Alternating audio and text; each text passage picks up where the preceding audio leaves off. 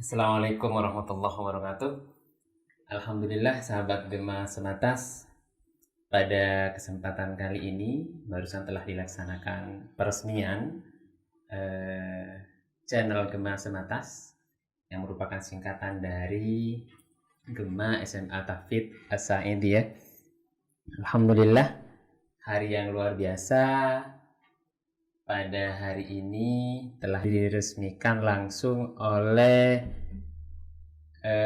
pengasuh Yayasan As-Sa'idiyah yang kita takdimi, yang menjadi panutan kita semua. Mohon waktunya sebentar, Pak Kiai.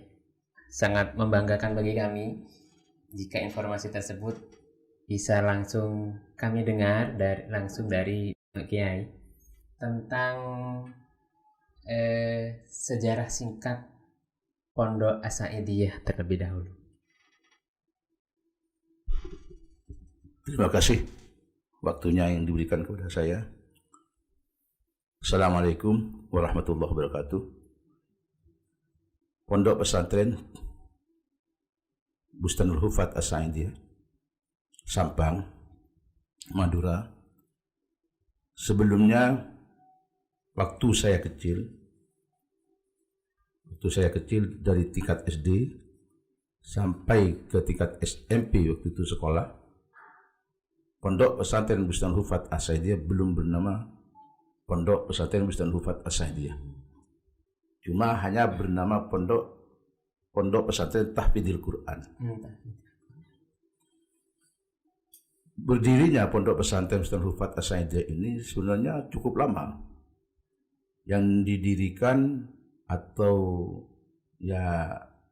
yang membangun pertama pondok pesantren, yang mendirikan pondok pesantren pertama ini adalah kakek saya yang bernama Kiai Haji Muhammad Said bin Ismail. Pada tahun 1917, Kiai Haji Muhammad Said bin Ismail ini, beliau dilahirkan di Mekah dengan Kiai Ismail pada tahun 1917. Beliau pulang ke Indonesia, ke Sampang Sebelum kemerdekaan. Sebenarnya dari Kiai Ismail Kiai Ismail itu warga negara Saudi.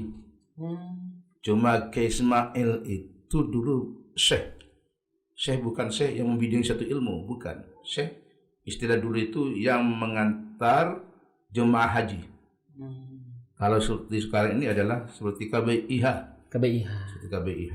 Dulu tidak ada KBIH, dulu Syekh. Dulu memang Syekh itu yang bekerja, yang mengantar jemaah haji, yang mengurus jemaah haji di Mekah itu memang banyak dari kiai, turunan kiai.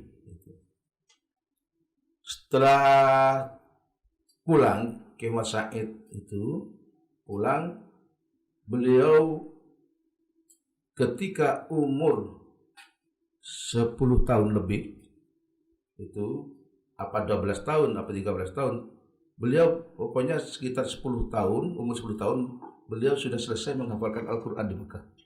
10 tahun. Umur 10 tahun.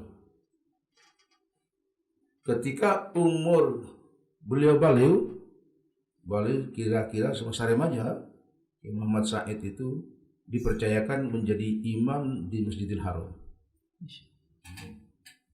Ketika remaja, beliau pulang ke Sampang. Akhirnya beliau menikah, akhirnya mendirikan Pondok Pesantren Bustanul Hufat As-Sa'idiyah yang dulu dinamai Pondok Tahfidzil Quran. Waktu saya kecil kira-kira tahun 60-an, 60 lebih sampai tahun 70, itu diganti oleh orang tua saya yang bernama Kiai Mansur. Ya, Mansur. Sebenarnya Kiai Mansur itu banyak saudaranya, cuma dipercayakan ke putranya Kiai Mansur, dan saudara-saudaranya Abah Kiai Mansur itu semuanya hafal Quran. Hafal Quran. Semua yang laki-laki sudah hafal Quran semua. Karena abahnya Kiai Muhammad Said hafal Quran. Jadi abah saudara hafal Quran, dididik langsung oleh Kiai Muhammad Said. Ketika waktu itu tahun 60, 70, pondok pesantren itu dilanjutkan oleh abah saya karena ini bidangnya tahfidz Quran. Waktu naskah kakek saya Ki Muhammad Said itu hanya spesial khusus itu hanya tahfidz saja. Ya, tidak ada kitab syariat, tidak ada madrasah, tidak ada apalagi seperti sekarang sekolah formal. Tidak ada. Terus dilanjutkan abah, lanjutkan dari Ki Muhammad Said berdua dengan kakaknya yang bernama Kiai Haji Mas'ud Said kakaknya. Cuma setelah itu, setelah ada diganti abah dan Ki Mas'ud, abah itu di bidang tahfidz, Qurannya saja dan bidang tahfidz. Kiai Haji Mas'ud itu beliau yang mengajar kitabnya. Ya. Ki Mas'ud itu ngajarnya cuma malam hari setelah Isya, mengajar kitab. Dibatasi cuma setiap pertemuan satu kitab. Waktu itu saya masih kecil. Kalau tidak salah dulu kitabnya hanya 3 kitab. Kitab ilmu alat, nahwu sharaf, dan kitab fikih dan kitab tajwid. Itu saja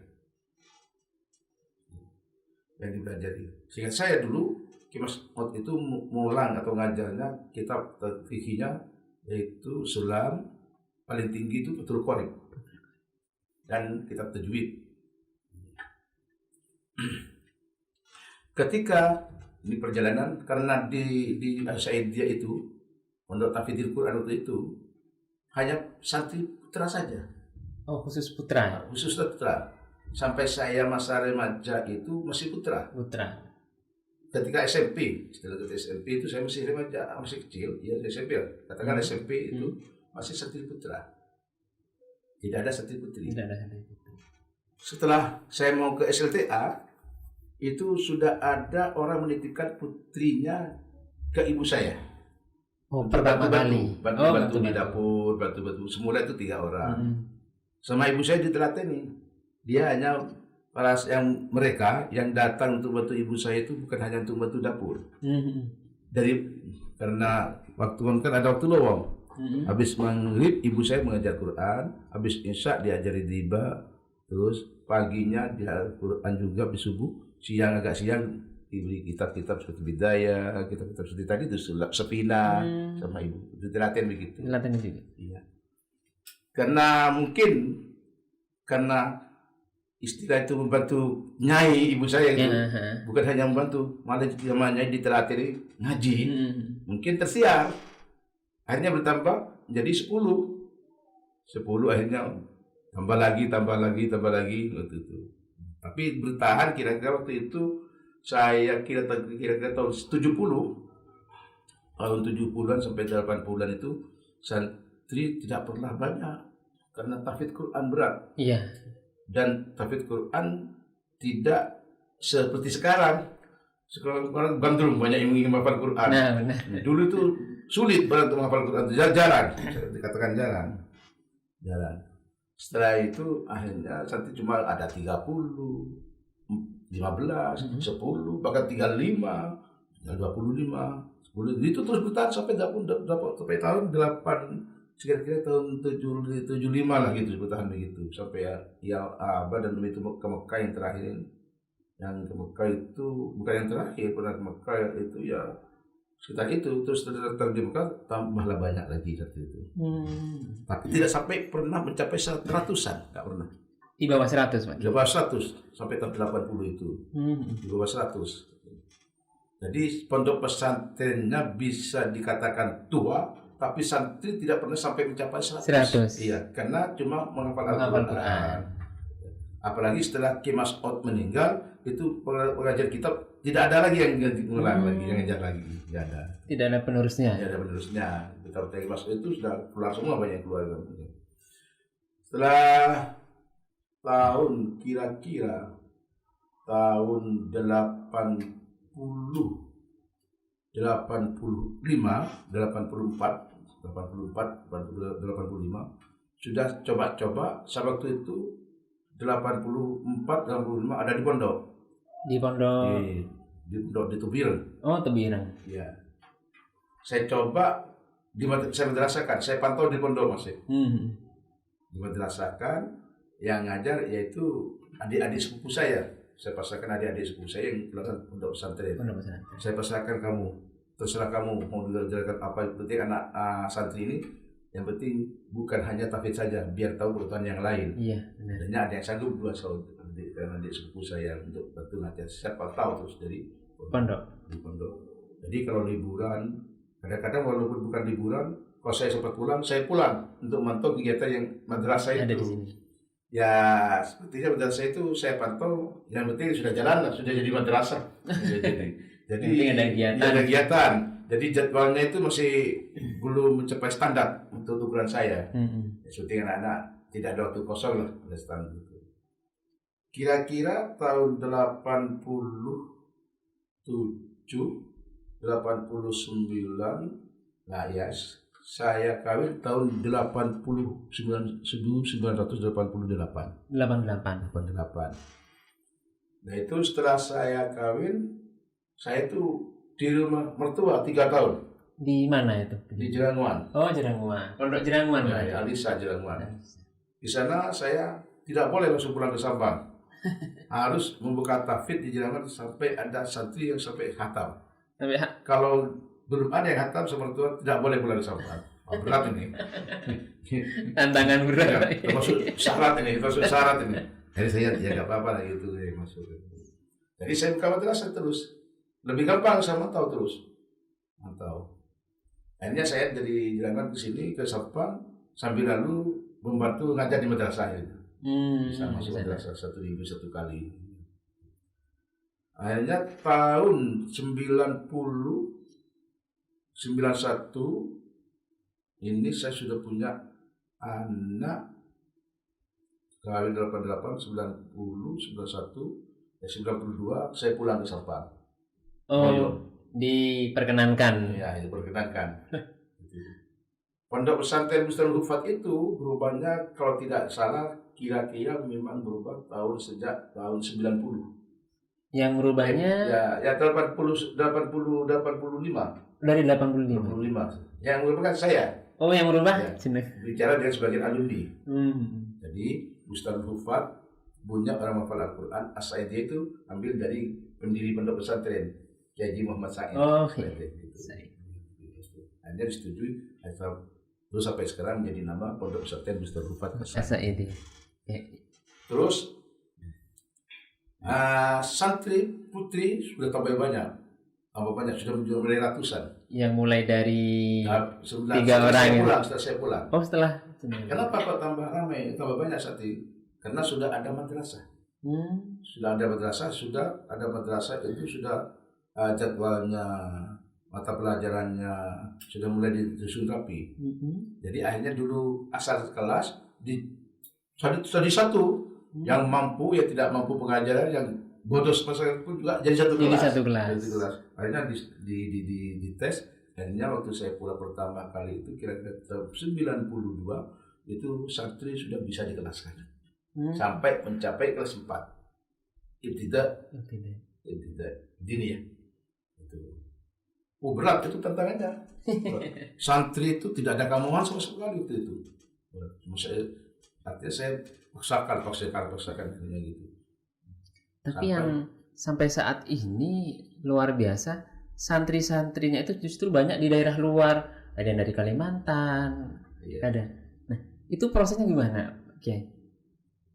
Apakah ada alumni atau dari sini mengajar ke Kalimantan sehingga tahu keberadaan pondok di sini?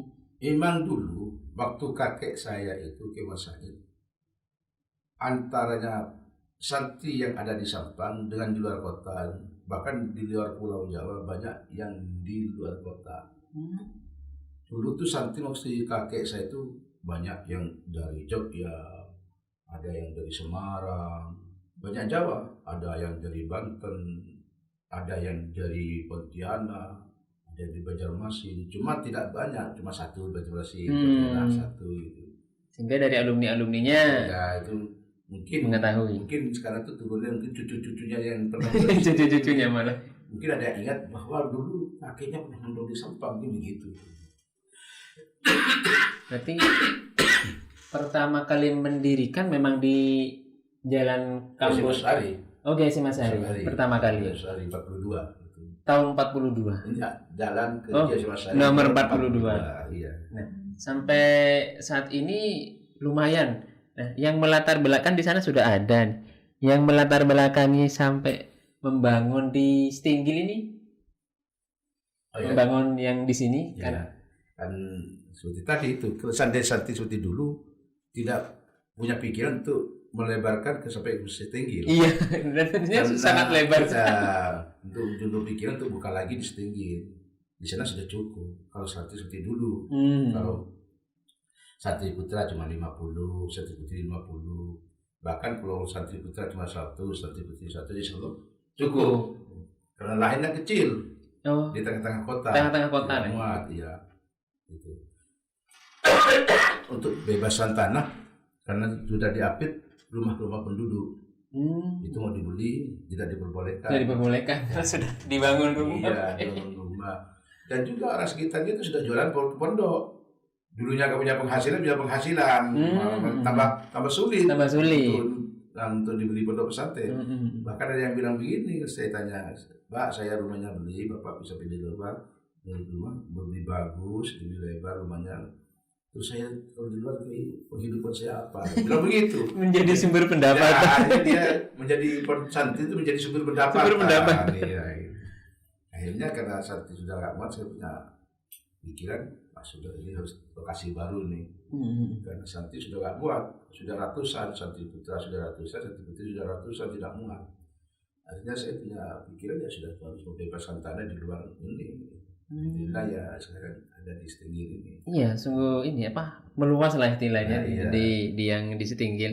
Dan juga sekarang santri jumlahnya antara Stinggil yang lama ini sudah seimbang.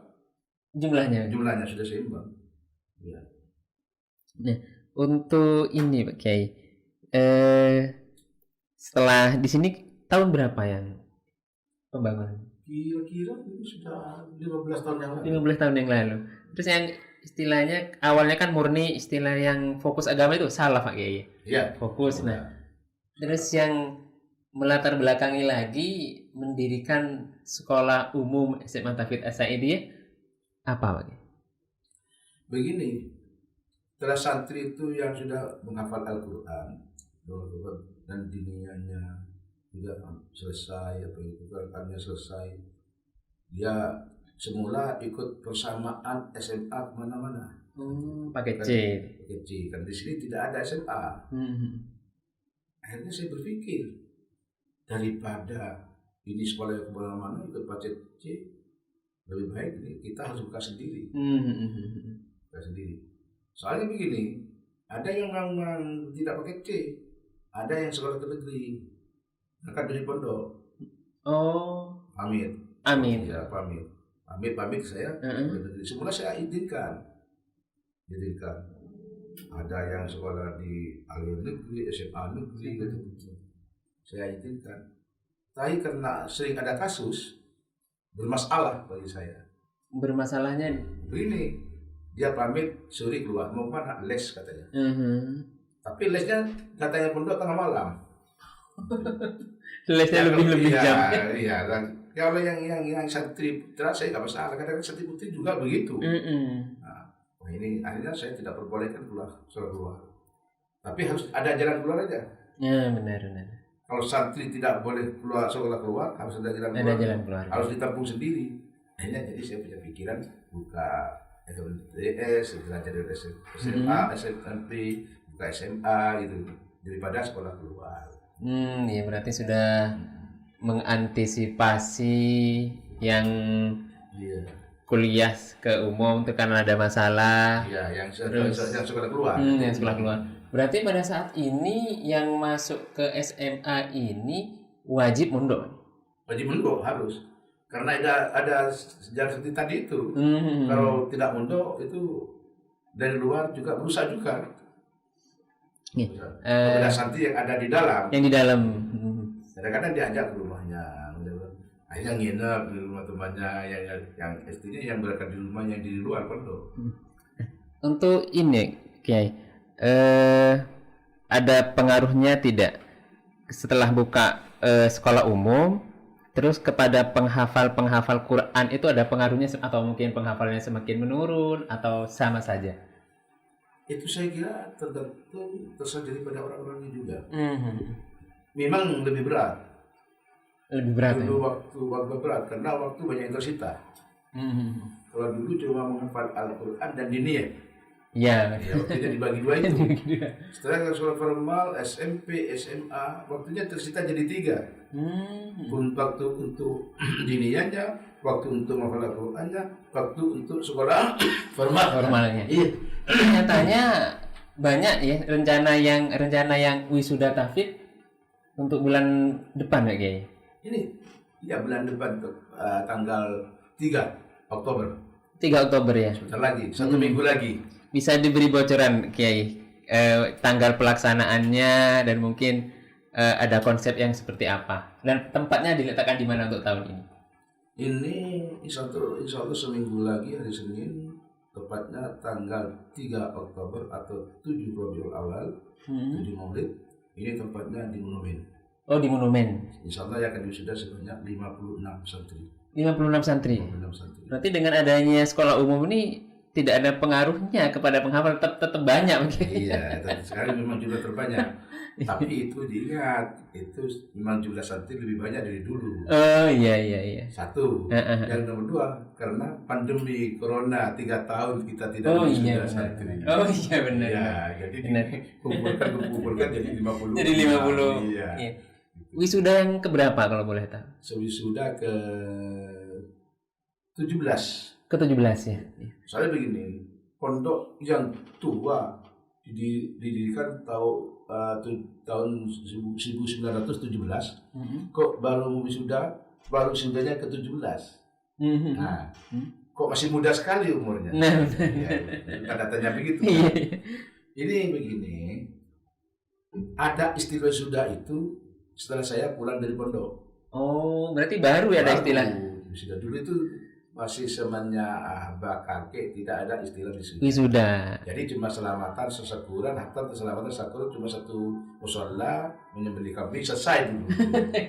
Sekarang tetap menyembelih. Jadi sekarang menyembelihnya lebih besar, sapi. Iya, sapi. Seperti itu. Iya. Tasyakuran juga sebenarnya, cuma istilah wisuda itu hanya pinjam saja lah supaya lebih keren. Gitu, saya lebih keren. Yeah. Sebenarnya itu tasyakuran tetap seperti tasyakuran waktu mulai kakek saya. Cuma namanya saja beda. Sekarang beda versi. Iya, TK saja sekarang wisuda. Wisuda benar. Padahal wisuda itu hanya dimiliki oleh mahasiswa untuk perguruan tinggi. Iya benar. Jadi lebih keren, ikut-ikutan juga gitu. Lebih keren gitu wisuda. Berarti terjawab ya kenapa pondok tertua tapi baru 17 kali wisuda. 17. Berarti nama wisuda itu baru berarti Kiai. Iya. Dan wisuda itu setiap 2 tahun 1 kali. Oh, 2 tahun 1 Bukan kali. setiap tahun. Bukan setiap tahun. Soalnya kalau tiap tahun itu yang hatam atau yang berhatam sudah sedikit misalnya. Soalnya kadang-kadang santri baru menghafalnya baru 3 tahun selesai, bukan tiap tahun selesai kan, itu. Jadi dikumpulkan tiap 2 tahun 1 kali. Makanya masih muda ke 17. 17. Iya, pertanyaan terakhir Kiai, biar tidak terlalu lama mengganggu waktunya Kiai. Mohon wejangannya Kiai untuk para mungkin yang berpikir bahwa menghafal Quran itu sulit. Wejangan Kiai apa? Seperti apa? Begini, orang hafal Quran itu memang orang pilihan. Orang hafal Quran memang saudara Rasulullah adalah hafidul Quran, ahlullah wa khasah. Orang hafal Quran itu termasuk keluarganya Allah. Khasah dan keluarga tertentu bagi Allah. Bahasa Al-Quran itu di lisan sebenarnya ringan, gampang untuk dihafalkan. Tapi untuk melekat di dalam pikiran dan hati satu jalan pikiran dan hati. Di dada dan melekat di dada itu memang sulit. Itu memang artinya memang orang-orang pilihan. Kalau menghafal Sebenarnya hafal itu kalau memang mau diprogram untuk hatam bisa. Tapi untuk lengketnya, untuk yaitu hafal Al-Quran, untuk hafal yang lengkap, yang ada di dada dan ada di pikiran itu, di otak itu sulit untuk memilih itu. Berarti menghafalnya gampang, tapi biar nempelnya itu yang sulit. Iya. Maka memang Allah itu berfirman, "Walaqad yassarnal Qur'ana lidzikri fahal min mudzakir." Itu. Allah di sini berfirman, "Walaqad yassarnal Qur'ana", demi sungguh. Allah Ta'ala di sini ada 2 huruf lam dan qad. Di sini ada 2 sumpah lam dan qad. Jadi betul-betul Allah itu perhatikan dan berfirman itu betul-betul walaqad yassarnal, memudahkan. Sungguh-sungguh yassarnal Qur'an, memudahkan saya pada Al-Qur'an. Didzikri untuk dihafal, untuk dihafal itu. Tapi untuk mengingat ini, di sini ayat ini menunjukkan makna lil qillah, sedikit. Kenapa? Lil qillah sedikit. Untuk menyatunya Al-Quran dengan sesuatu itu sulit untuk menyatunya. Sekarang Quran itu satu juznya terdiri dari 10 lembar. 10 lembar kan satu juznya. Kalau orang otaknya cerdas, minimal 1 hari itu 1 lembar. Jadi 10 hari sudah 1 juz. 1 bulan sudah 3 juz. Jadi kalau 10 bulan ini sudah hatam. Kalau hitung-hitungan ini. Tapi hari Jumat kalau di pondok pesantren kan libur, dikurangi itu. Anggaplah 1 tahun sudah hatam.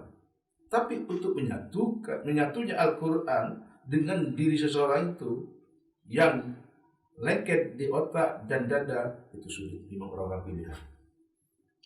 Orang yang hafal Al-Quran itu yang memang orang pilihan.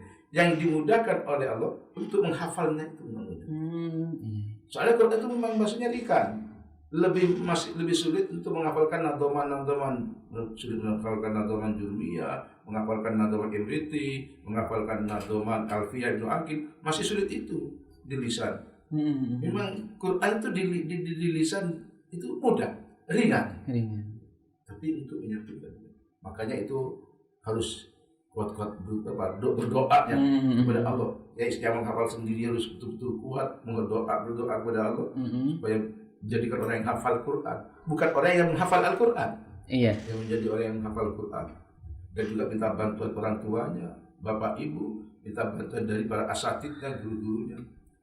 Sebenarnya pada asatid, guru-guru Quran itu berat sebenarnya perjuangannya untuk mencetak santri yang hafal Al-Quran itu. Jadi sebenarnya Ustadz Al-Quran itu jangan terlalu banyak tidur juga sebenarnya. Iya. Banyak tantangannya. Tantangannya sebenarnya harus banyak mohon kepada Allah, setiap sholat, bangun malam, minta kepada Allah supaya anak didiknya supaya hafal Quran gitu. Jadi semuanya itu dari guru, orang tua yang bersangkutan memang dibarengi dengan doa. Baik, terima kasih atas ilmu yang telah diberikan. Mohon maaf mengganggu waktunya. Sahabat Jemaat Sematas dimanapun Anda berada, alhamdulillah selesai sudah bincang-bincang kita dengan pengasuh Pondok Pesantren As-Sa'idiyah. Semoga apa yang telah disampaikan menjadi tambahan ilmu yang luar biasa, karena kita mendengarkan sejarah langsung tentang Pondok Pesantren As-Sa'idiyah, di mana tidak dari tulisan tapi langsung dari wejangan beliau. Terima kasih atas waktunya Kiai. Wassalamualaikum warahmatullahi wabarakatuh. Assalamualaikum warahmatullahi wabarakatuh.